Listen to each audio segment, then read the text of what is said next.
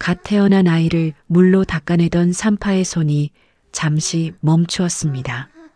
여느 갓난아이라면 목청껏 울음을 터뜨리는 법인데 이 아이는 그저 두 눈을 말똥말똥 뜨고 촛불 하나 겨우 켜진 방 안을 고요하고 또렷한 눈빛으로 둘러보고 있었습니다. 산파가 아이를 포대기에 감싸 순심의 품에 안겨주며 낮게 말하였습니다. 순심아, 내가 수십 년 산파 일을 하면서 처음 보는 눈이다. 귀하게 키우거라. 반드시 큰일을 할 아이야. 순심이 아이를 가슴에 더 깊이 끌어안았습니다. 따뜻하고 작은 온기가 그녀의 품 안으로 파고들었지요. 아이의 이름은 이진겸. 그 작고 여린 손이 훗날 조선 땅을 뒤흔들 줄은 아직 아무도 몰랐습니다. 안녕하세요. 풍경야담입니다. 오늘도 흥미로운 이야기 하나 들고 왔는데요. 이야기 시작하기 전에 구독과 좋아요 부탁드립니다. 그리고 지금 어디서 이 이야기를 듣고 계신지 댓글로 알려주세요. 그럼 오늘 이야기 시작해볼까요? 먼 옛날 조선 중기 한양 땅에 봄이 찾아온 어느 날의 이야기입니다. 겨우내 앙상하던 나뭇가지마다 연두빛 새순이 돋아나고 담장 너머 살구꽃이 하얗게 흩날리던 그 봄날, 이조판서 윤판호의 저택에는 한양에서 내로라 하는 기인들이 하나둘 모여들고 있었습니다. 넓은 사랑채 마루에는 귀한 오동나무로 짠 바둑판이 놓여 있었고 그 위에는 마치 전쟁터처럼 흑백의 돌들이 빼곡히 들어차 있었지요. 윤판호가 직접 내놓은 판이었습니다. 한양 최고의 고수들을 불러 모아 제 솜씨를 뽐내려는 것이었으니 그 자리에 초대받지 못한 자는 한양 기인의 축에도 끼지 못한다는 말이 나돌 정도였습니다.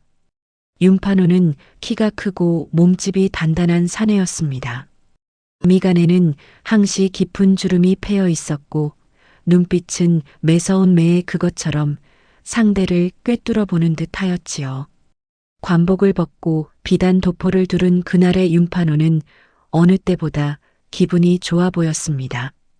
대국이 벌어지는 내내 그는 상대의 수를 가뿐히 제압하며 판을 싹쓸이하였고 마지막 상대마저 두 손을 들자 껄껄 웃음을 터뜨리며 술 한 잔을 들이켰습니다.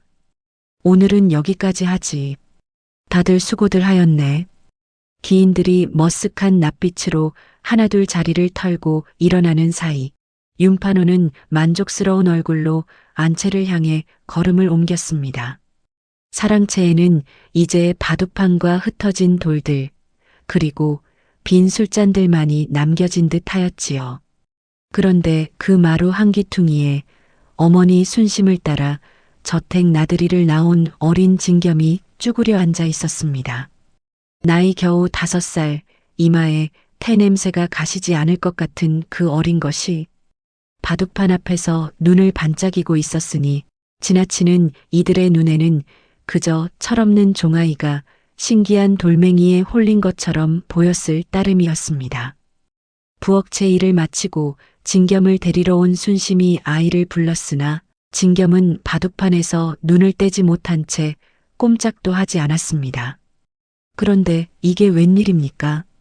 진겸이 고사리 같은 손을 뻗어 바둑판 위의 돌들을 한쪽으로 조심조심 걷어내기 시작하더니 이내 텅 빈 판 앞에 무릎을 꿇고 앉았습니다. 그리고 잠시 눈을 감았다가 다시 뜨더니 방금 끝난 대국의 수를 처음부터 다시 놓기 시작하였습니다. 첫 번째 수, 두 번째 수, 세 번째 수. 작은 손가락이 망설임 하나 없이 돌을 집어 제자리에 내려놓았습니다. 수백 수에 달하는 대국이었으나 아이의 손은 한치의 머뭇거림도 없었고 단 하나의 오차도 보이지 않았습니다. 곁에 서 있던 순심이 핏기가 가신 얼굴로 아이의 팔을 잡아 끌었으나 진겸은 눈 하나 깜짝하지 않았습니다. 마침 안채에서 심부름을 마치고 돌아오던 노복 하나가 그 광경을 보고 눈이 휘둥그레졌습니다. 서너 걸음 뒤로 물러서서 입을 틀어막은 채 숨을 죽이고 지켜보던 그가 다급히 안채로 달려간 것은 그로부터 얼마 지나지 않아서였습니다. 소식을 전해 들은 윤판호가 다시 사랑채로 나왔을 때 진겸은 이미 복기를 마치고 바둑판 옆에 놓인 서책 하나를 들여다보고 있었습니다.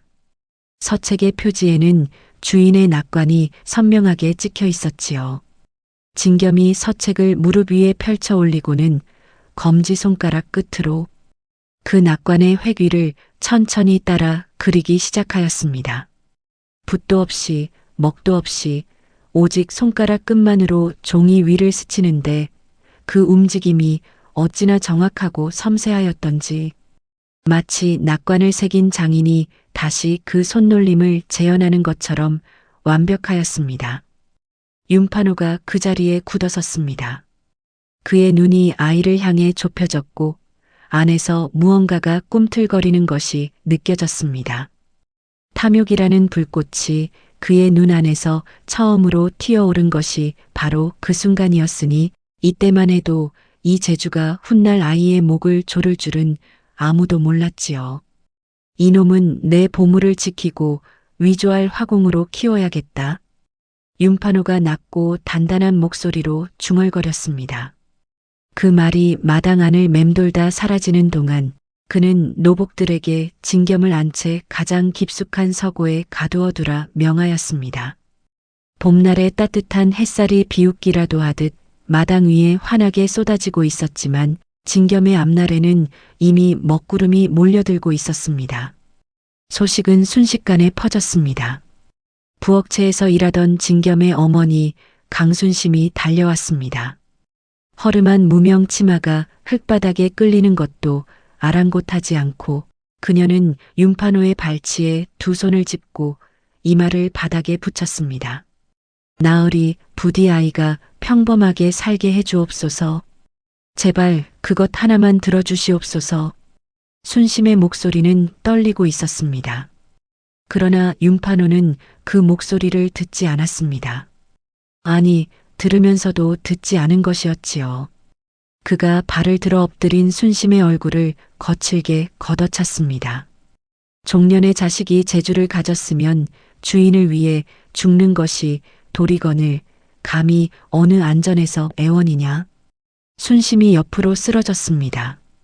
입술 한 켠이 터져 붉은 피가 배어났지요. 그럼에도 그녀는 눈물을 삼키며 다시 일어나 앉으려 하였습니다. 그날 봄꽃이 하얗게 흩날리던 마당 위로 어머니의 눈물이 흙바닥에 조용히 스며들었습니다. 노복들이 진겸을 서고 안에 밀어넣고 굵은 자물쇠를 채웠습니다. 순심은 그 문 앞에서 밤새도록 쫓겨나지 않으려 버텼으나 결국 다른 노복들에게 끌려 부엌채로 돌아가야 하였습니다. 그러나 순심은 포기하지 않았습니다. 그날 밤 그녀는 저택 안을 오가며 은밀히 때를 살폈습니다. 서고를 지키던 노복이 늦은 술기운을 이기지 못하고 꾸벅꾸벅 졸기 시작한 것은 자정이 한참 지나서였습니다. 순심이 부엌에서 몰래 빼낸가는 쇠꼬챙이로 자물쇠를 긁어내기 시작하였습니다. 식은땀이 등줄기를 타고 흘렀지요. 자물쇠가 딸깍 소리를 내며 열린 순간 순심은 숨을 틀어막았습니다. 졸던 노복이 몸을 뒤척이다 이내 다시 고개를 떨구었습니다. 순심이 문을 조심스레 밀었습니다. 칠흑 같은 서고 안에서 진겸이 두 눈을 말똥말똥 뜨고 앉아 있었습니다. 아이는 울지도 않았습니다. 그저 어머니의 얼굴을 보자 조용히 두 팔을 내밀었을 뿐이지요. 순심이 아이를 품에 꼭 끌어안고 등에 올려 짊어졌습니다. 달도 구름에 가린 칠흑 같은 어둠 속에서 그녀는 저택 뒷문을 향해 발소리를 죽이며 달리기 시작하였습니다. 봄밤의 서늘한 바람이 두 모자의 뺨을 스쳤습니다. 진겸은 어머니의 등 위에서 눈을 감은 채 작은 숨을 고르고 있었지요. 필사의 도주가 시작된 것이었습니다. 순심이 진겸을 등에 업고 저택 뒷문을 빠져나온 것은 자정이 훌쩍 넘은 시각이었습니다.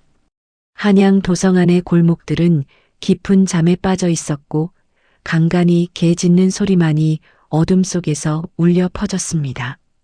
순심은 큰 길을 피하여 담장 그늘만을 골라 걸었습니다. 등 위에 진겸이 무거울 법도 하건만 그녀는 한 번도 걸음을 늦추지 않았지요. 발바닥이 돌멩이에 채이고 치맛자락이 가시덤불에 걸려 찢겨도 순심의 두 눈은 오직 앞만을 향하고 있었습니다.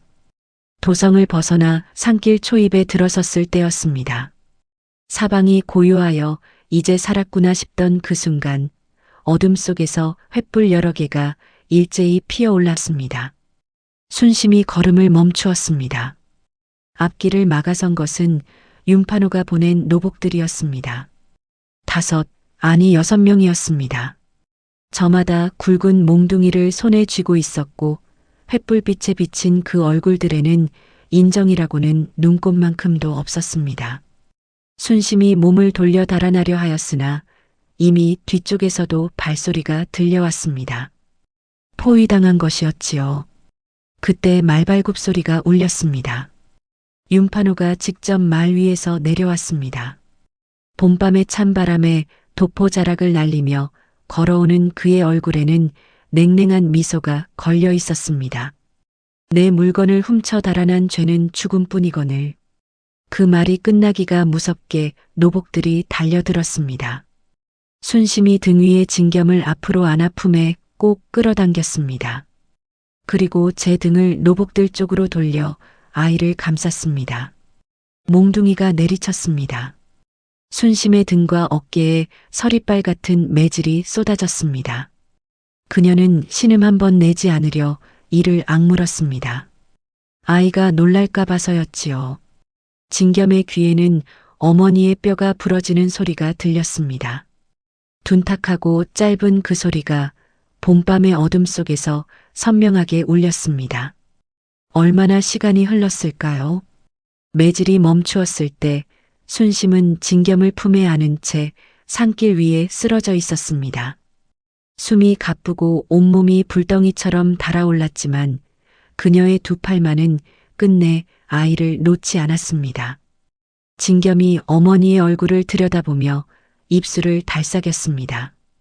순심이 마지막 힘을 다해 아이를 제 가슴 쪽으로 더 깊이 끌어당기더니 떨리는 입술을 진겸의 귀에 바짝 갖다 대었습니다. 진겸아, 잘 들어라. 목소리가 가늘었습니다. 실처럼 가는 목소리였습니다.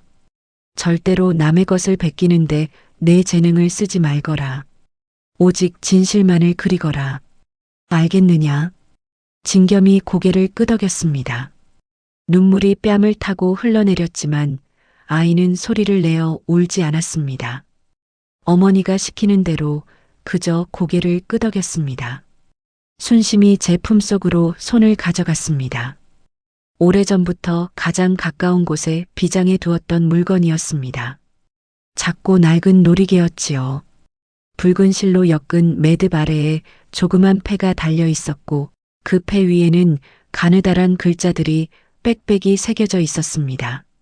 순심이 그것을 진겸의 손바닥 위에 올려놓고 작은 손가락들을 하나하나 접어주었습니다. 이것만은 절대 잃지 말거라. 그것이 순심의 마지막 말이었습니다. 횃불들이 어둠 속에서 이리저리 흔들렸습니다. 윤판호가 노복들에게 손짓을 하며 진겸을 끌어내라 명하였습니다. 노복 하나가 성큼 다가와 순심의 품에서 아이를 잡아 뜯으려 하는 순간 갑자기 산 위에서 거센 돌풍이 몰아쳤습니다. 횃불 여러 개가 한꺼번에 꺼지며 일순간 사방이 암흑으로 변하였습니다. 노복들이 저마다 소리를 지르며 허둥댔고 윤판호의 말이 놀라 앞발을 치켜들며 날뛰었습니다. 그 혼란 속에서 진겸이 몸을 일으켰습니다. 어머니의 놀이개를 꼭 쥔 채 아이는 낭떠러지 아래 숲을 향해 몸을 던졌습니다. 가시덤불을 헤치고 비탈을 굴러내려가며 온몸이 긁히고 찢겼지만 손만은 놀이개를 놓지 않았습니다. 숲속 깊은 어둠이 아이를 삼켰습니다. 뒤늦게 불씨를 살린 노복들이 낭떠러지 아래를 향해 횃불을 내밀었으나 빽빽한 나무들 사이로는 아무것도 보이지 않았습니다. 진겸은 이미 어둠 속으로 사라진 뒤였지요.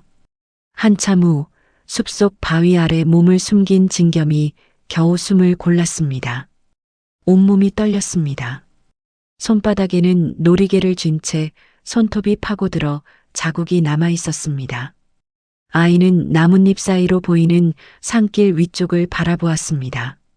횃불빛이 아직도 그쪽에서 어른거렸습니다.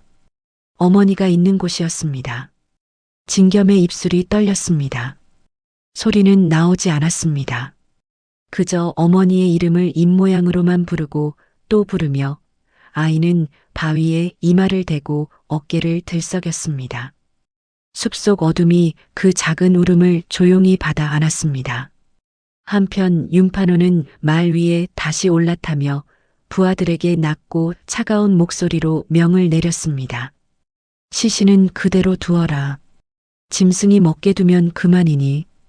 그리고 그 아이를 반드시 찾아내어 손목을 잘라오너라. 봄꽃이 지던 밤이었습니다. 산길 위에는 꽃잎들이 바람에 날려 어머니의 곁으로 하얗게 쌓여내리고 있었습니다. 진겸이 숲속 바위 아래에서 사흘을 버텼습니다. 빗물을 받아 목을 축이고 나무 뿌리를 씹어 허기를 달랬습니다. 온몸의 상처에서 흘러내린 피가 굳어 딱지가 되었고 열이 올라 의식이 흐릿해지는 가운데서도 손만은 놀이개를 놓지 않았지요. 나흘째 되던 날 아침 진겸은 더 이상 일어서지 못하고 바위 곁에 쓰러졌습니다. 눈꺼풀이 무거워지고 사방이 희뿌옇게 번지는 가운데 아이의 귓가에는 어머니의 목소리가 실처럼 가늘게 맴돌고 있었습니다. 오직 진실만을 그리거라. 그때였습니다. 풀섭을 헤치는 발소리가 들렸습니다. 산속에서 약초를 캐던 몰락 선비 한문기였습니다. 쉰을 바라보는 나이에 허리가 굽고 수염이 희끗희끗하였으나 눈빛만은 깊고 맑은 사내였지요. 한문기가 쓰러진 아이를 발견하고 걸음을 멈추었습니다. 핏자국이 마른 옷, 손바닥에 박힌 돌가루, 그리고 작은 주먹 안에 꼭 쥐어진 낡은 놀이개. 한문기가 천천히 무릎을 꿇고 앉아 아이의 손바닥을 펼쳤습니다. 놀이개의 폐에 새겨진 글자들이 눈에 들어왔습니다. 가느다랗고 정교한 글자들이었습니다. 한문기의 눈빛이 깊어졌습니다. 그가 아이를 등에 올려 짊어지고 산길을 내려가기 시작한 것은 그로부터 얼마 지나지 않아서였습니다. 한문기의 집은 산자락 아래 외딴 곳에 자리한 초가였습니다. 방 두 칸에 부엌 하나 그리고 작은 텃밭이 전부인 살림이었지요. 한때는 성균관에 이름을 올린 선비였으나 권세 있는 자들의 눈밖에나 벼슬길이 막힌 뒤로 산속에 들어앉아 글과 그림을 벗삼아 살아가는 처지였습니다. 그런 그에게 피투성이 아이가 하늘에서 떨어진 것이었습니다. 진겸이 열을 내리고 눈을 뜬 것은 사흘이 지나서였습니다. 낯선 천장을 바라보며 아이가 몸을 일으키려 하자 한문기가 조용히 손을 내밀어 말렸습니다. 더 누워있거라. 몸이 아직 성하지 않으니. 진겸이 한문기의 얼굴을 물끄러미 바라보았습니다. 아무 말도 하지 않았습니다. 다만 베개 곁에 놓인 놀이개를 확인하고서야 다시 눈을 감았지요. 한문기는 그 모습을 바라보며 오래도록 아무 말 없이 앉아 있었습니다. 진겸이 기운을 차린 뒤에도 좀처럼 입을 열지 않았습니다. 밥을 먹고 약을 마시고 한문기가 시키는 대로 움직였지만 눈빛은 항시 먼 곳을 향하고 있었습니다. 그러던 어느 날 저녁 한문기가 붓과 종이를 꺼내 글씨를 쓰기 시작하였습니다. 진겸이 그 옆에 슬그머니 다가와 앉더니 한문기의 손놀림을 눈 하나 깜짝하지 않고 바라보았습니다. 한문기가 붓을 내려놓자 진겸이 조심스럽게 그것을 집어들었습니다. 그리고 방금 본 글자를 종이 위에 그대로 옮겨 놓았습니다. 회개 굵기며 붓끝의 미세한 떨림까지 하나도 다르지 않았습니다. 한문기가 한동안 말을 잃었습니다. 이게 정녕 사람이 쓴 것이란 말입니까? 그가 혼잣말처럼 중얼거렸습니다. 그날부터 한문기는 진겸을 제자로 거두기로 마음먹었습니다. 놀이개에 새겨진 글자의 범상치 않음과 아이의 눈 안에 잠든 무언가를 그는 이미 알아본 것이었지요. 세월이 흘렀습니다. 진겸은 낮에는 텃밭을 갈고 물을 깃고 나무를 하였습니다. 밤에는 한문기 앞에 무릎을 꿇고 앉아 글을 읽고 그림을 배웠지요. 한문기는 엄하되 따뜻한 스승이었습니다. 진겸이 그림 한 점을 완성하면 조용히 들여다보다가 어디가 모자란지를 짚어주었고 글씨를 쓰면 획 하나하나의 뜻을 풀어 설명해 주었습니다. 진겸은 한 번 들은 것은 잊지 않았고 한 번 본 것은 반드시 더 나은 것으로 옮겨냈습니다. 그러나 붓을 놓고 잠자리에 드는 밤이면 진겸의 가슴속 깊은 곳에서는 꺼지지 않는 불씨 하나가 이글거리고 있었습니다. 어머니의 마지막 온기, 놀이개를 쥐어주던 그 손의 감촉, 그리고 봄밤 산길 위에 하얗게 쌓이던 꽃잎들. 진겸은 그것들을 단 하루도 잊은 적이 없었습니다. 잊으려 하지도 않았습니다. 그 기억이 칼날이 되어 복수의 의지를 갈아주고 있었으니까요. 그 사이 한양 땅에서는 윤판호의 세력이 날로 커지고 있었습니다. 이조판서 자리에 올라 전국의 진귀한 서화들을 닥치는 대로 수탈하였고 가난한 화공들의 이름난 작품에 제 낙관을 찍어 가로채기를 밥 먹듯 하였습니다. 위작을 진품으로 속여 궁궐에 바치며 불을 쌓는 한편 이를 아는 자들의 입은 권세와 공포로 틀어막았습니다. 윤판호의 이름 석자는 한양 화단에서 두려움과 동의어가 되어 있었지요. 세월이 흘러 진겸의 나이 20이 되던 해 가을이었습니다. 그는 이미 세상 모든 만물의 형상을 털끝 하나 틀리지 않고 화폭에 옮기는 경지에 이르러 있었습니다. 산새 한 마리를 그리면 날갯짓 소리가 들리는 듯 하였고 흐르는 물을 그리면 차가운 물기가 손끝에 닿는 것 같았습니다. 한문기가 제자의 그림을 바라보며 붓을 내려놓는 날이 많아졌습니다. 더 가르칠 것이 없다는 뜻이었지요. 그의 늦가을 진겸이 한문기 앞에 무릎을 꿇고 하직 인사를 올렸습니다. 스승님, 이제 떠나겠습니다. 한문기가 오래도록 제자의 얼굴을 바라보았습니다. 말리지 않았습니다. 다만 낡은 붓 한 자루를 꺼내 진겸의 손에 쥐어주며 낮게 말하였습니다. 붓은 진실을 담을 때만 살아있느니라. 진겸이 깊이 절을 올리고 일어섰습니다.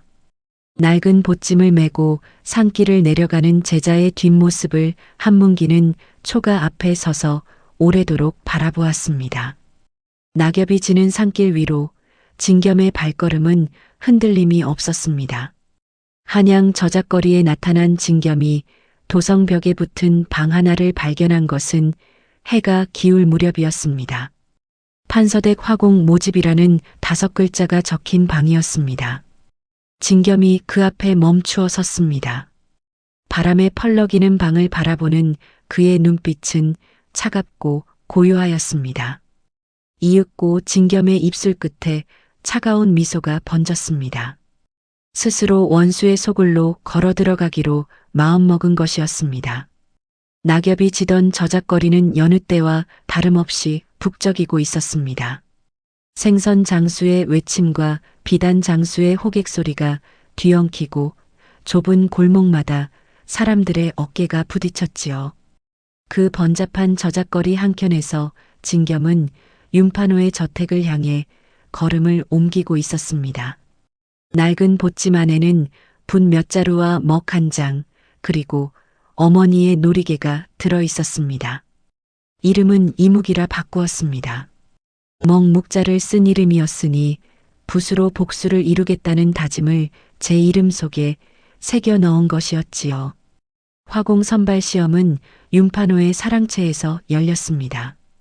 지원자들이 저마다 화구를 펼쳐놓고 솜씨를 뽐내는 가운데 진겸은 가장 구석 자리에 조용히 앉았습니다. 시험관이 내건 과제는 고려시대 이름난 화공의 산수화를 보고 그대로 옮겨 그리는 것이었습니다. 지원자들이 붓을 들어 저마다 흉내를 내었으나 원본과 견주면 하나같이 어딘가 어색하고 생기가 없었습니다. 진겸의 차례가 되었습니다. 그는 원본을 한번 바라보고 눈을 감았습니다. 잠시 후 눈을 뜨더니 붓을 들어 화폭 위를 달리기 시작하였습니다. 붓끝이 멈추는 곳마다 산이 솟고 물이 흘렀습니다. 획 하나하나에 원본 화공의 숨결이 그대로 살아있었습니다. 시험관이 원본과 진겸의 그림을 번갈아 들여다보다가 자리에서 일어났습니다. 소식은 곧장 안채로 전해졌습니다.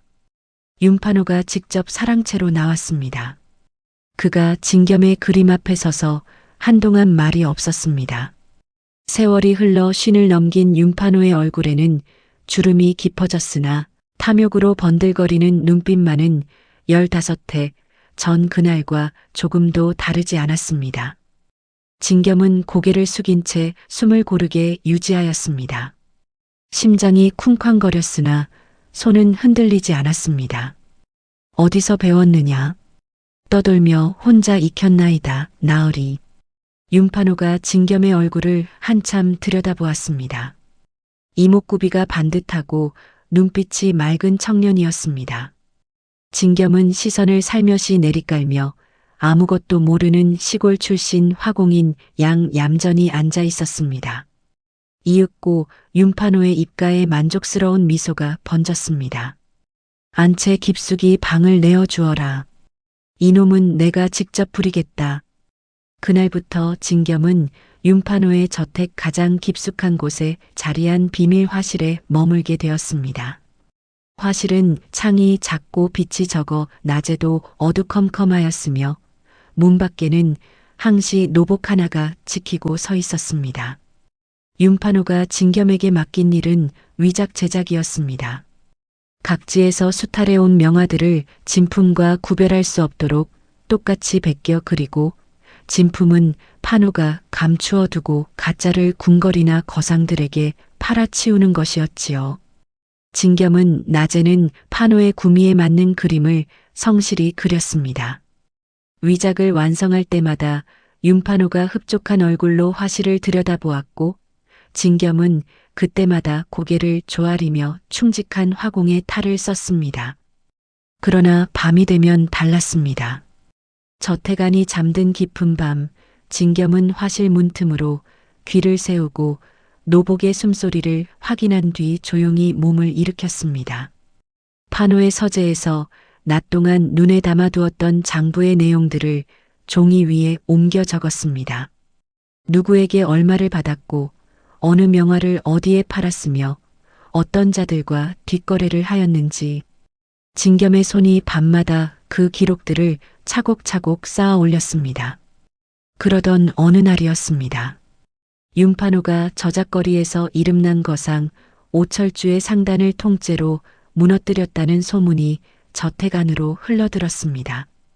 위조장부로 오철주를 엮어 관가에 고발하고 하루아침에 가산을 몰수하여 거리로 내쫓은 것이었습니다.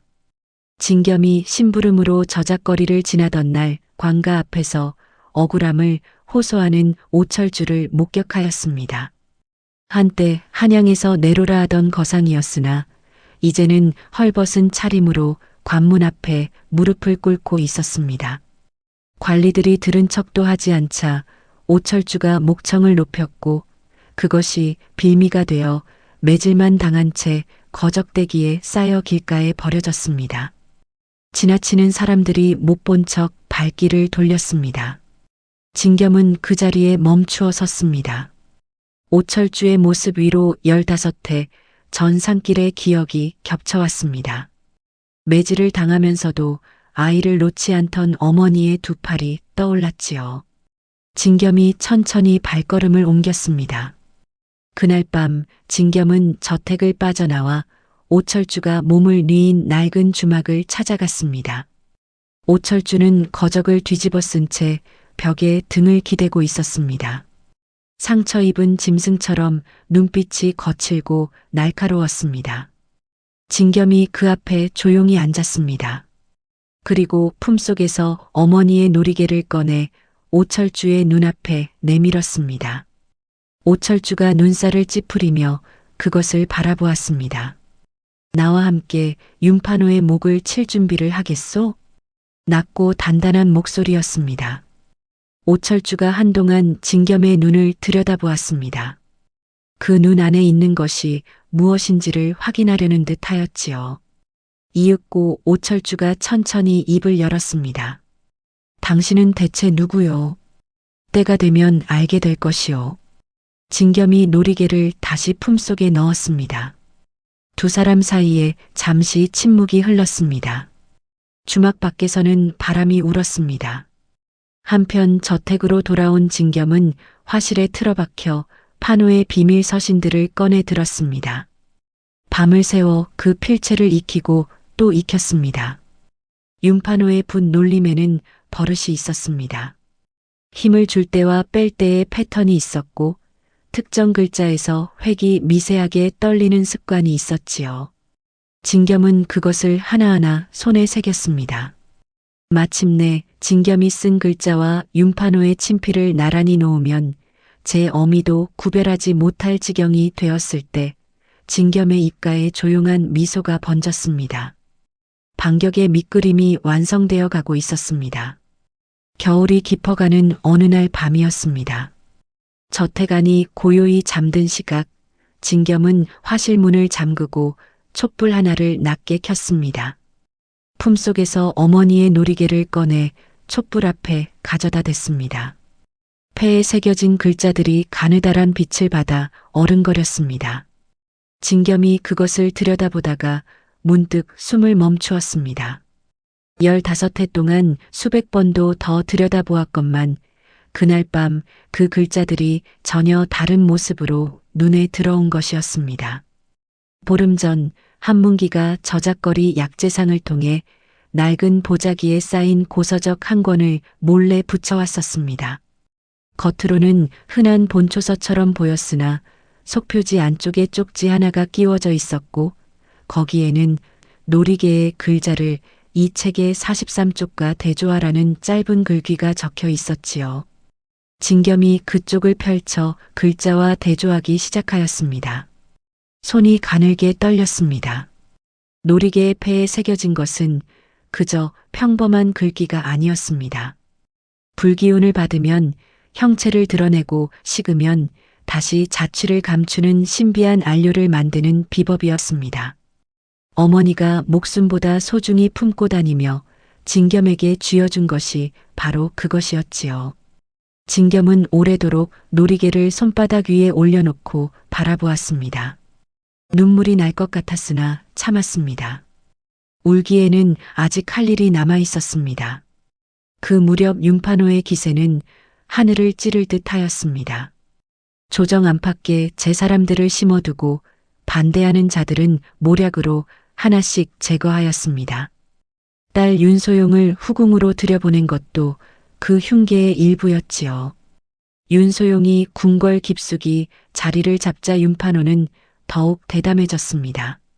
그를 통해 왕의 동정을 살피고 세자의 측근들을 하나씩 몰아내며 조정을 제 손아귀에 넣으려 하였습니다.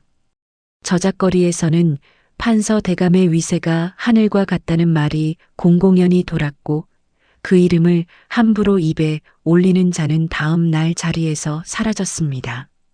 그해 겨울 어느 날 윤판호의 저택에 노화공 하나가 끌려왔습니다.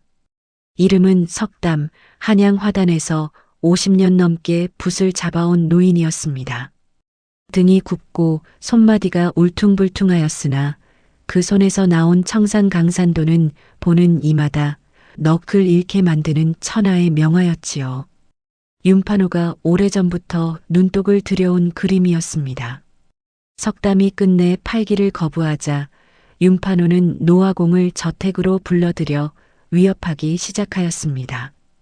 제 발로 걸어온 것이 다행인 줄 알 거라. 그림을 내놓지 않으면 그 손으로 다시는 붓을 잡지 못하게 해주마. 윤판호가 차가운 목소리로 말하며 마당 한켠에 세워둔 작두를 손으로 가리켰습니다. 석담의 얼굴이 백지처럼 하얗게 변하였습니다. 노인의 두 다리가 덜덜 떨렸지요. 윤판호가 노복들에게 눈짓을 하자 그들이 석담의 두 팔을 거칠게 잡아 작두 앞으로 끌어당겼습니다. 천한 것들의 손은 주인을 위해 쓰이지 않으면 쓰레기나 다름없다. 윤판호가 광기 어린 웃음을 터뜨렸습니다. 그 웃음소리가 싸늘한 겨울 마당에 울려 퍼졌습니다. 석담이 눈을 질끈 감으며 고개를 돌렸습니다. 바로 그때 화실 쪽에서 진겸이 걸어 나왔습니다. 그는 아무것도 보지 못한 척 태연한 얼굴로 마당을 가로지르다가 멈추어 섰습니다. 그리고 윤판호를 향해 조용히 고개를 숙였습니다. 나으리 송구하오나 청산강산도의 보수 작업에 원작자의 조언이 필요하옵니다. 색을 재현하려면 노화공께서 직접 쓰신 안료의 배합을 여쭈어야 하옵는데 손을 다치시면 기억이 흐트러질 수도 있사옵니다. 윤판호가 진겸을 바라보았습니다. 잠시 침묵이 흘렀습니다. 진겸은 시선을 내리깔고 기다렸습니다. 심장이 턱 밑까지 올라오는 것 같았으나 숨을 고르게 유지하였습니다. 이윽고 윤판호가 손을 들어 노복들에게 물러서라 명하였습니다. 그래, 쓸모가 있는 동안은 두어야지. 석담이 노복들의 손에서 풀려났습니다. 노인의 눈이 진겸을 향하였습니다. 말은 없었으나 그 눈빛에 감사와 두려움이 함께 담겨 있었습니다. 며칠 뒤 윤판호가 화실로 들어와 진겸의 앞에 청산강산도를 내려놓았습니다. 그리고 진겸의 목 가까이에 칼을 들이밀었습니다. 차가운 칼날이 목덜미의 솜털을 건드렸습니다. 이것을 완벽히 베껴 그려라. 진품은 내가 갖고 가짜를 왕에게 바칠 것이니 만약 털끝만큼이라도 다르면 저작거리 개처럼 내다버릴 것이야. 진겸의 눈이 가늘어졌습니다. 손끝이 미세하게 떨렸으나 진겸은 고개를 조아렸습니다. 분부대로 하겠나이다, 나으리. 윤판호가 화실문을 나갔습니다. 빗장 소리가 울렸습니다. 진겸은 한동안 청산강산도를 바라보며 움직이지 않았습니다. 이윽고 그의 눈빛이 달라졌습니다. 공포에 질렸던 눈빛이 거치고 그 자리에 차갑고 단단한 무언가가 들어섰습니다. 진겸이 천천히 붓을 집어들었습니다. 그림 속의 심을 파멸의 씨앗을 이미 계산하고 있었습니다. 호랑이 굴로 들어간 여우가 이제 이빨을 드러내려 하고 있었습니다. 눈이 내리는 밤이었습니다. 윤소용이 궁궐에 들어온 뒤로 세자의 침소 근처에서는 묘한 향 냄새가 끊이지 않는다는 소문이 돌기 시작하였습니다. 진겸이 그 냄새를 처음 맡은 것은 윤판호의 심부름으로 궁에 드나들던 어느 날이었습니다. 복도 한켠을 지나치는데 코끝에 달큰하면서도 묘하게 머리를 무겁게 하는 기운이 스쳐갔습니다. 진겸이 발걸음을 멈추었습니다. 산속에서 한문기와 함께 약초를 다루던 시절 그와 비슷한 냄새를 맡아본 적이 있었습니다. 오래 들이마시면 정신이 흐려지고 기력이 빠지는 독초였습니다. 한 번이야 모를 수 있으나 매일같이 그 향을 피운다면 아무리 건강한 사람도 서서히 몸이 무너질 것이었지요. 진겸은 저택으로 돌아오는 내내 그 생각을 떨치지 못하였습니다. 세자를 향한 흉계가 이미 시작된 것이었습니다. 그러나 섣불리 움직일 수 없었습니다. 아직 때가 아니었지요. 진겸은 이를 악물고 화실로 돌아와 청산강산도 앞에 앉았습니다. 그 즈음이었습니다. 진겸이 밤마다 서재 장부를 눈에 담아두었던 것이 화근이 되었습니다. 서재를 드나들던 노복 하나가 진겸이 장부 앞에 서 있는 것을 우연히 목격하고 판호에게 고한 것이었지요. 어느 날 저녁 판호가 불쑥 화실 문을 열고 들어서더니 진겸의 방 안 구석구석을 눈으로 훑었습니다. 진겸이 태연한 얼굴로 붓을 놀리고 있었으나 판호의 눈길이 방 안 여기저기를 더듬는 것이 느껴졌습니다. 잠시 후 판호가 아무 말 없이 문을 닫고 나갔습니다. 진겸은 그가 완전히 멀어질 때까지 붓을 놓지 않았습니다. 그날 밤 진겸은 정체가 들통날 위기에 처하였습니다. 판호가 심어둔 눈이 있다는 것을 직감한 순간 진겸은 빠르게 머리를 굴렸습니다. 그리고 스스로 제 팔을 칼로 그었습니다. 얕지 않은 상처였습니다. 붉은 피가 화실 바닥으로 떨어졌습니다. 진겸은 그 피를 붓에 찍어 그림의 한 귀퉁이에 덧발랐습니다. 그리고 노복이 문을 열고 들여다볼 때 혼잣말을 중얼거리며 피 묻은 붓을 화폭에 긋고 있었습니다. 위작의 색을 맞추기 위해 제 피까지 쓰는 미친 화공으로 보이게 하려는 것이었지요. 노복이 질겁하여 문을 닫았습니다. 소문은 이내 저택 안에 퍼졌고 윤판호의 귀에도 들어갔습니다. 그러나 판호는 그것으로 의심을 거두지 않았습니다. 며칠 뒤 그가 화실로 들어와 진겸의 화구들을 발로 짓밟으며 소리를 높였습니다. 기한 내에 완성하지 못하면 내 손목을 잘라 저작거리에 걸겠다. 진겸이 바닥에 무릎을 꿇고 고개를 조아렸습니다. 판호가 나가고 문이 닫혔습니다. 부서진 화구들이 방 안 여기저기 흩어져 있었습니다. 진겸은 한동안 그 자리에 그대로 앉아 있었습니다. 그날 밤이었습니다. 판호가 화실 바깥에서 노복들에게 명을 내리는 소리가 들렸습니다. 진겸이 밤마다 무엇을 하는지 지켜보라는 것이었습니다. 진겸은 그 소리를 들으며 눈을 감았습니다. 그리고 자리에서 일어나 맨발로 마당으로 나갔습니다. 한겨울 마당의 돌바닥은 살을 애는 듯 차가웠습니다. 진겸이 그 위에 무릎을 꿇고 앉았습니다. 그림의 신기를 불어넣어야 한다. 그가 중얼거렸습니다. 노복들이 멀찍이서 지켜보는 가운데 진겸은 옆에 놓인 물동이에서 얼음장 같은 물을 퍼올려 제 머리 위에 부었습니다. 한 번, 두 번, 세 번. 물이 머리카락을 타고 흘러 옷깃 안으로 스며들었습니다. 차가움이 순식간에 온몸으로 번졌습니다. 그러나 진겸은 신음 한 번 내지 않았습니다. 밤이 깊어갈수록 한기가 더욱 기승을 부렸습니다. 손이 얼어 감각이 사라졌습니다. 고열이 오르기 시작하였고 눈앞이 흐릿해지며 어머니의 얼굴이 어른거렸습니다. 진겸의 입술이 달싹였습니다. 어머니라는 말이 목구멍 끝까지 올라왔습니다. 그러나 진겸은 제 혀를 깨물었습니다. 소리를 내어서는 안 되었습니다. 그 말을 이 차가운 마당에서 불러서는 안 되었지요. 어금니가 맞닿으며 입안에서 피맛이 번졌습니다. 그렇게 밤새도록 진겸은 마당에 무릎을 꿇은 채 버텼습니다. 노복들은 처음에 수군거리다가 이내 지쳐 자리를 떴고 저택 안이 다시 고요해진 뒤에도 진겸은 꼼짝하지 않았습니다. 눈발이 가늘게 날려 그의 어깨 위에 쌓였습니다. 한편 안채 창호 너머로 그 모습을 바라보던 윤판호가 술잔을 들며 흘깃 웃었습니다.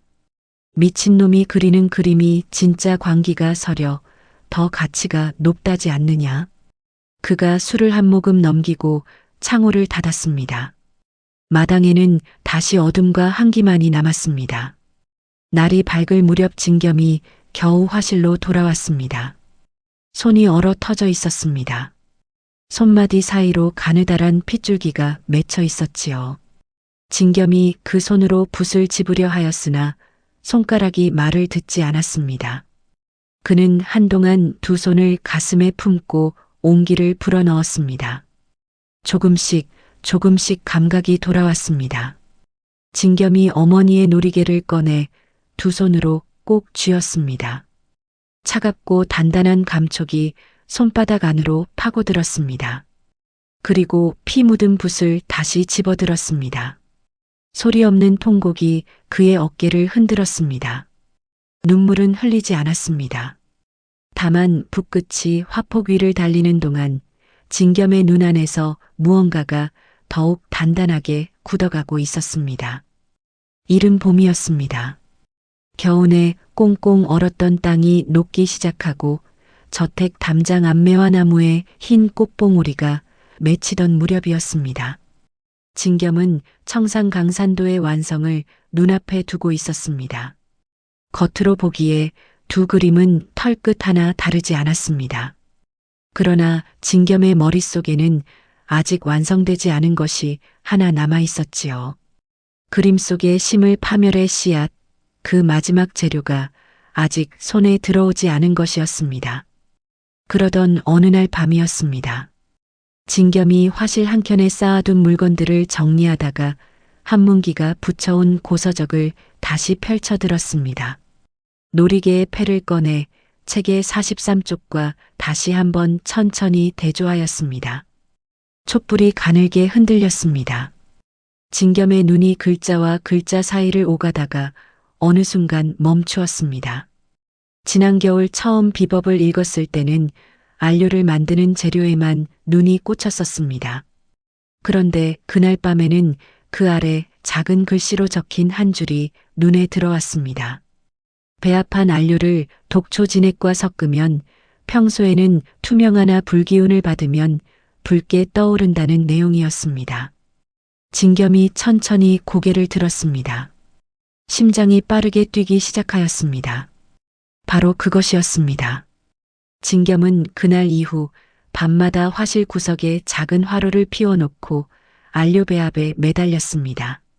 한문기에게서 약초 다루는 법을 배운 세월이 이때를 위한 것이었나 싶었지요.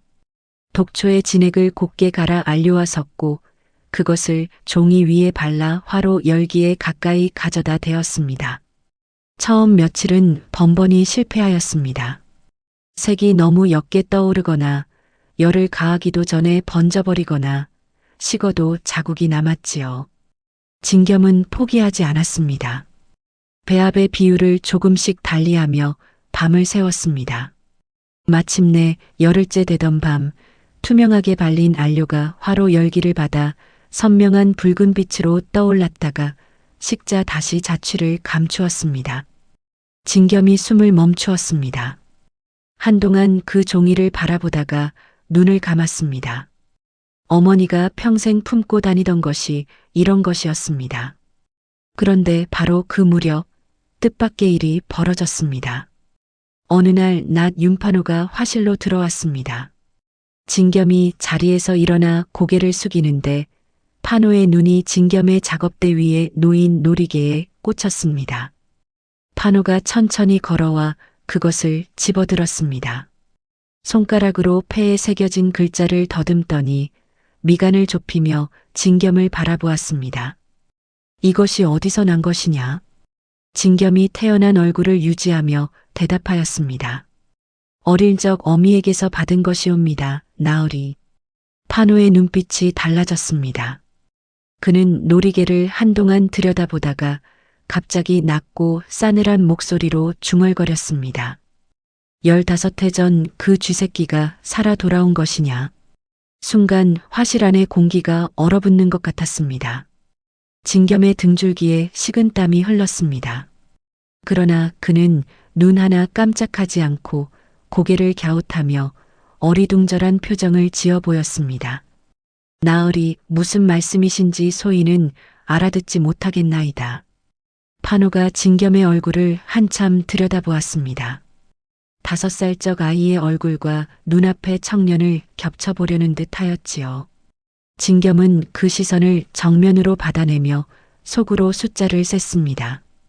판호가 이윽고 놀이개를 작업대 위에 내려놓으며 시선을 거두었습니다. 별것 아니로구나. 그가 화실문을 나갔습니다. 진겸은 판호의 발소리가 완전히 사라질 때까지 그 자리에 꼼짝 않고 서 있었습니다. 발소리가 멀어지자 그제야 천천히 숨을 내쉬었습니다.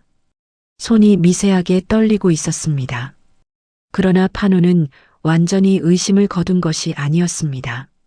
놀이개를 본 뒤로 그의 눈빛이 달라졌습니다. 그날 저녁 진겸은 담장 너머에서 판호가 낮은 목소리로 누군가에게 명을 내리는 소리를 들었습니다. 말소리는 뭉개져 또렷이 들리지 않았으나 화실이라는 말만은 분명히 들렸지요. 진겸이 즉시 안료가루를 한 줌 덜어 소매 안에 숨겼습니다. 예감은 틀리지 않았습니다. 한 시즌도 지나지 않아 발소리 없이 화실문이 열렸고 칼을 든 자객 둘이 들어섰습니다. 진겸이 미리 준비해 두었던 안료가루를 집어 자객들의 눈에 힘껏 뿌렸습니다. 자객들이 눈을 감싸쥐며 비틀거리는 사이 진겸이 몸을 피하였으나 한 자객의 칼날이 진겸의 왼팔을 스쳤습니다. 진겸이 이를 악물었습니다.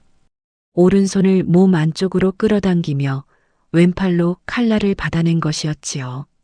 화실 바닥에 엎드린 진겸의 오른손만은 끝내 다치지 않았습니다. 소란을 듣고 달려온 윤판호가 화실문 앞에 섰습니다. 피를 흘리며 바닥에 쓰러진 진겸을 내려다보는 판호의 눈에 의심과 당혹감이 뒤섞여 있었습니다. 진겸이 천천히 고개를 들었습니다. 그 눈 안에는 공포 대신 광기가 가득 차 있었습니다. 흐트러진 머리카락 사이로 번들거리는 눈빛이 영락없는 미친 화공의 그것이었지요. 판호가 잠시 진겸을 바라보다가 자객들에게 눈짓을 하며 물러섰습니다. 그림이 완성되기 전에는 누구도 이 화실에 들이지 말라. 진겸이 판호가 나간 뒤 화실 문을 걸어 잠갔습니다. 그리고 왼팔의 상처를 천으로 동여매고 자리에 앉았습니다. 붓을 집어드는 오른손은 흔들리지 않았습니다. 이제 남은 것은 그림을 완성하는 일이었습니다. 진겸이 특수 안료를 붓에 적셨습니다. 그리고 청산강산도의 속지 위에 한자 한자 써내려가기 시작하였습니다. 윤판호가 수년에 걸쳐 저지른 횡령의 내역, 위작을 궁궐에 바친 기록, 그리고 세자의 침소에 독향을 피우라는 명이 담긴 서신의 내용까지 붓끝이 종이 위를 달리는 동안 화실은 고요하였습니다. 촛불만이 조용히 타올랐습니다. 글자들은 쓰이는 즉시 자취를 감추었습니다. 아무것도 없는 것처럼 보이는 그 속지 안에 윤판호의 파멸이 한 글자씩 새겨지고 있었습니다. 봄이 무르익어가는 어느 날이었습니다. 진겸이 청산강산도를 완성한 것은 매화가 지고 복숭아꽃이 피어나던 무렵이었습니다. 겉으로 보이는 그림은 산이 첩첩이 쌓이고 강물이 유유히 흐르는 천하의 절경이었습니다. 먹의 농담이 절묘하고 선 하나하나의 생기가 넘쳐 원작자인 노화공 석담이 보더라도 제 그림과 구별하지 못할 것이었지요. 그러나 그 속지 안에는 아무도 모르는 또 하나의 그림이 숨어 있었습니다. 불기운을 받으면 떠오르고 식으면 사라지는 붉은 글자들, 윤판호가 수년에 걸쳐 저지른 죄악의 지도가 낱낱이 새겨져 있었습니다. 진겸이 완성된 그림 앞에 오래도록 앉아 있었습니다. 붓을 내려놓은 손이 미세하게 떨렸습니다. 15해였습니다.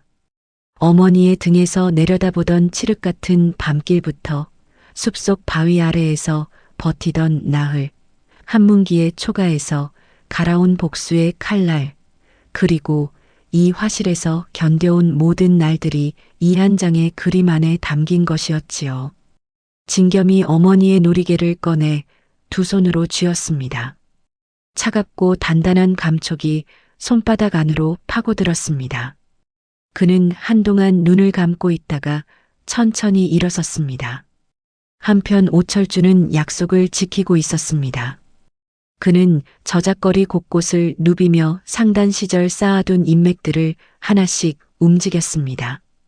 판서댁에서 대궐에 바칠 그림이 완성되었다는 소문, 그것이 당대 최고의 화공이 그린 천하의 명작이라는 이야기가 한양 저작거리에서 대궐 담장안까지 퍼져나갔습니다. 소문이란 물과 같아서 막으려 할수록 더 깊이 스며드는 법이었지요. 대궐 안내관들의 귀에도 그 말이 들어갔고 왕의 귀에까지 닿는 데는 그리 오랜 시간이 걸리지 않았습니다. 소문을 전해 들은 윤판호는 우쭐한 기색을 감추지 못하였습니다.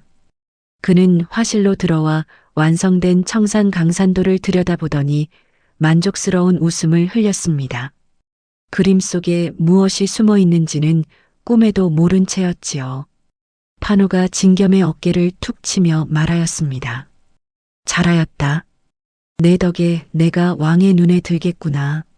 진겸이 고개를 조아렸습니다. 입술이 굳어 있었으나 판호는 알아차리지 못하였습니다.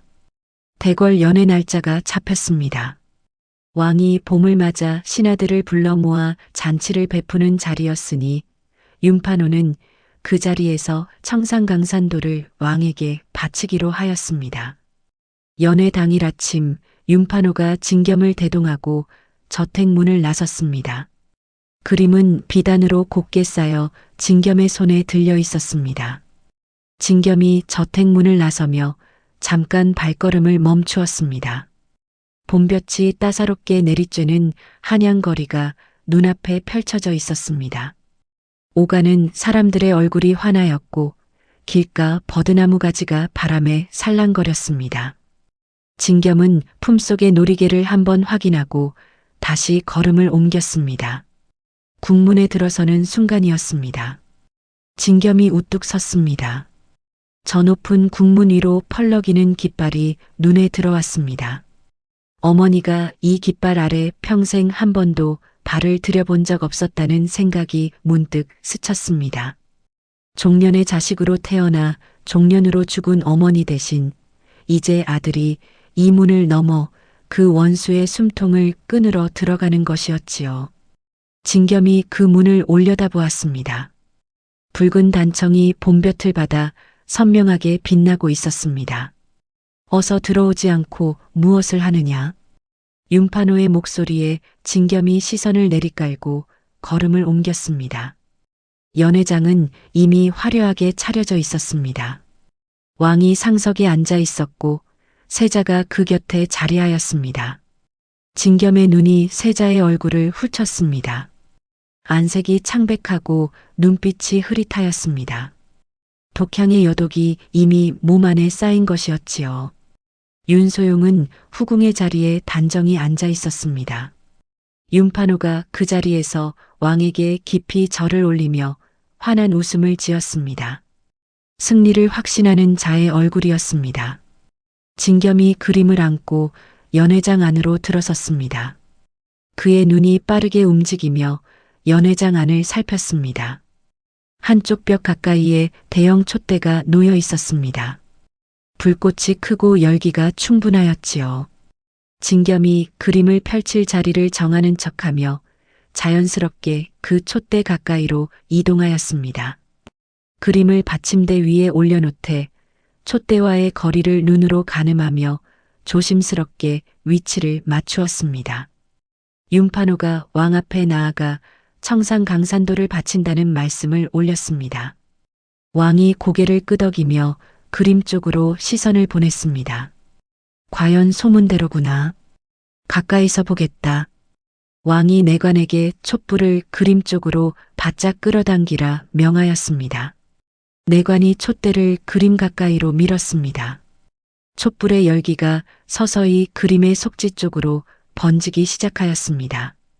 진겸이 두 손을 소매 안에 모으고 고개를 숙인 채 서 있었습니다. 속으로 숫자를 세었습니다. 하나, 둘, 셋. 심장 소리가 귓속에서 울렸습니다. 연회장 안은 고요하였고 촛불만이 조용히 타오르고 있었습니다. 이제 가짜가 진실을 토해낼 시간이었습니다. 숨죽인 연회장 안으로 봄바람이 가늘게 스며들었습니다. 촛불의 열기가 그림 쪽으로 번지기 시작한 지 얼마 지나지 않아서였습니다. 청산강산도의 속지 위에서 무언가가 꿈틀거리기 시작하였습니다. 처음에는 아주 희미하였습니다. 산자락 아래 강물이 흐르는 부분에서 가느다란 붉은 선이 돋아나는가 싶더니 이내 그 옆으로 또 하나 글자들이었습니다. 붉은 글자들이 그림 위로 하나씩 떠오르기 시작하였습니다. 연회장 안에 있던 사람들이 하나둘 그림 쪽으로 시선을 모았습니다. 처음에는 그림의 일부인가 싶어 그냥 바라보던 이들이 글자가 늘어날수록 자리에서 몸을 일으키기 시작하였습니다. 왕이 자리에서 일어섰습니다. 그림 앞으로 걸어와 붉은 글자들을 하나하나 읽어내려갔습니다. 읽을수록 왕의 얼굴이 굳어갔습니다. 세자의 침소에 독향을 피우라는 대목에 이르자 왕의 눈빛이 싸늘하게 변하였습니다. 그가 천천히 고개를 들어 윤판호를 바라보았습니다. 오래도록 말이 없었습니다. 그 침묵이 연회장 안을 짓눌렀습니다. 이윽고 왕이 손에 들고 있던 잔을 내던졌습니다. 잔이 바닥에 떨어져 산산이 부서지는 소리가 울려 퍼졌습니다. 세자를 해하려 하였단 말이냐? 과인의 혈육을 도구로 죽이려 하였단 말이냐? 왕의 목소리가 낮고 무겁게 가라앉았습니다. 연회장 안이 숨소리조차 들리지 않을 만큼 고요해졌습니다. 윤판호가 그 자리에서 굳어버렸습니다. 그의 낯빛이 순식간에 잿빛으로 변하였습니다.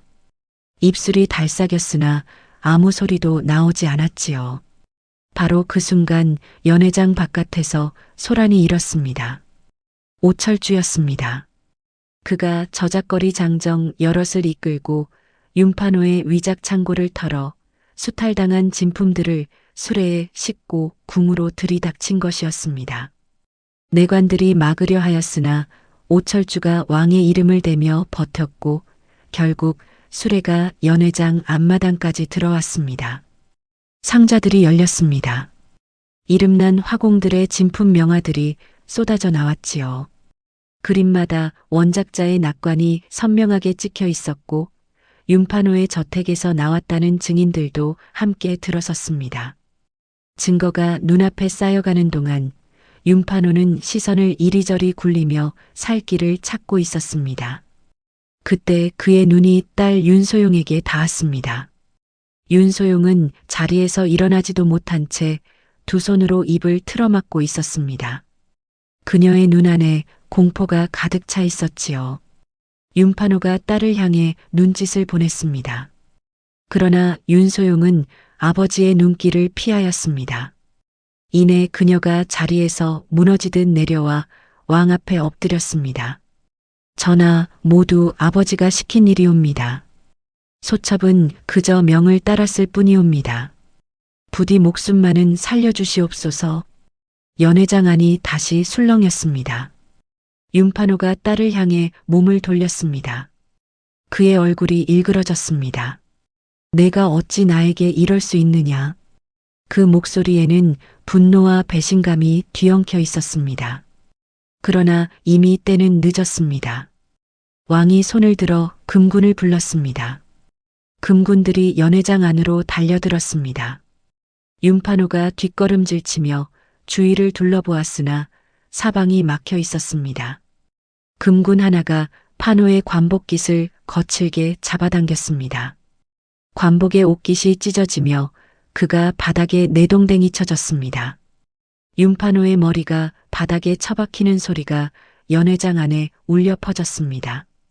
그 소리가 가시기도 전에 금군들이 그의 두 팔을 등 뒤로 꺾었습니다. 한양에서 하늘과 같다던 이조판서 윤판호가 연회장 바닥에 엎드려 있었습니다. 진겸이 천천히 앞으로 나아갔습니다. 금군들 사이를 지나 왕 앞에 무릎을 꿇었습니다. 그리고 고개를 들어 또렷한 목소리로 아뢰었습니다. 전하, 소인은 이묵이 아니옵니다. 소인의 이름은 이진겸이옵니다. 15해 전 저자에게 어미를 잃고 살아남은 노비의 아들이 여기 있나이다. 연회장 안이 다시 한번 고요해졌습니다. 왕이 진겸을 내려다보았습니다. 진겸이 품속에서 어머니의 놀이개를 꺼내 두 손으로 받쳐들었습니다. 놀이개의 폐에 새겨진 글자들이 촛불빛을 받아 가늘게 빛났습니다. 왕이 놀이개를 받아들었습니다. 폐에 새겨진 글자들을 손가락으로 더듬더니 그것이 그림 속 비법과 같은 것임을 확인하고 천천히 고개를 끄덕였습니다. 그리고 오철주가 끌고 온 진품 명화들과 증인들의 진술을 차례로 들었습니다. 연회장 안이 무거운 침묵 속에 가라앉아 있는 동안 왕은 자리로 돌아가 오래도록 눈을 감고 앉아 있었습니다. 이윽고 왕이 눈을 뜨고 윤판호를 내려다보며 입을 열었습니다. 가짜로 진실을 가리려 한 자, 이제 그 가짜 그림에 의해 죄가 드러났으니 윤판호와 윤소용 부녀의 죄를 엄히 다스리라. 금군들이 윤판호를 일으켜 세웠습니다. 판호의 두 발이 허공을 헤집으며 끌려갔습니다. 윤소용은 바닥에 이마를 박은 채 오열하였습니다. 봄볕이 연회장 창호 너머로 환하게 쏟아지고 있었습니다. 오래도록 어둠 속에 숨어있던 진실이 마침내 그 빛 안으로 걸어 나온 것이었습니다. 윤판호가 끌려나간 뒤 연회장 안이 한동안 어수선하였습니다. 신하들이 웅성거리며 자리를 정리하는 가운데 내관 하나가 진겸에게 다가와 왕이 부르신다 전하였습니다. 진겸이 다시 왕 앞에 무릎을 꿇었습니다. 어화공의 직책과 함께 부귀영화를 내리겠다는 말씀이었습니다. 전하의 은혜는 하늘과 같사오나 소인은 사양하겠나이다. 왕이 눈살을 찌푸리며 물었습니다. 어찌하여 사양하느냐? 진겸이 고개를 들었습니다. 그의 눈빛은 맑고 고요하였습니다. 소인은 오직 백성들의 눈물을 그리러 가겠나이다. 높은 자리에 앉아 붓을 잡으면 낮은 곳이 보이지 않사옵니다. 왕이 한동안 진겸을 바라보다가 이윽고 조용히 고개를 끄덕였습니다. 그것이 진겸이 궁궐에서 보낸 마지막 날이었습니다. 며칠 뒤 윤판호가 형장으로 가는 날이었습니다. 한양 저작거리에는 구경꾼들이 담장 위에까지 올라가 그 광경을 바라보았습니다. 한때 이 거리를 위풍당당하게 지나치던 이조판서 대감이었으나 이제 그 모습은 찾아볼 수 없었습니다. 관복은 찢겨나갔고 머리카락은 흐트러졌으며 두 다리는 힘없이 땅을 끌렸습니다. 그를 알아보는 이들이 수군거렸고 등을 돌리는 이들도 있었습니다. 권세라는 것이 이토록 허망하게 무너지는구나 싶었지요. 진겸은 형장으로 가는 길목 한켠에 서 있었습니다. 군중 속에 섞여 있었으나 그의 눈은 윤판호만을 따라가고 있었습니다. 형틀에 묶인 채 끌려오던 윤판호가 문득 고개를 들었습니다. 그의 눈이 군중 속에서 진겸을 찾아냈습니다. 두 사람의 시선이 맞닿았습니다. 윤판호의 눈이 커졌습니다. 이목구비가 반듯한 청년의 얼굴 위로 15해 전 사랑채 마루에서 바둑돌을 복기하던 5살 아이의 눈빛이 겹쳐 보였습니다. 그 눈빛이 지금도 변함없이 자신을 바라보고 있었지요.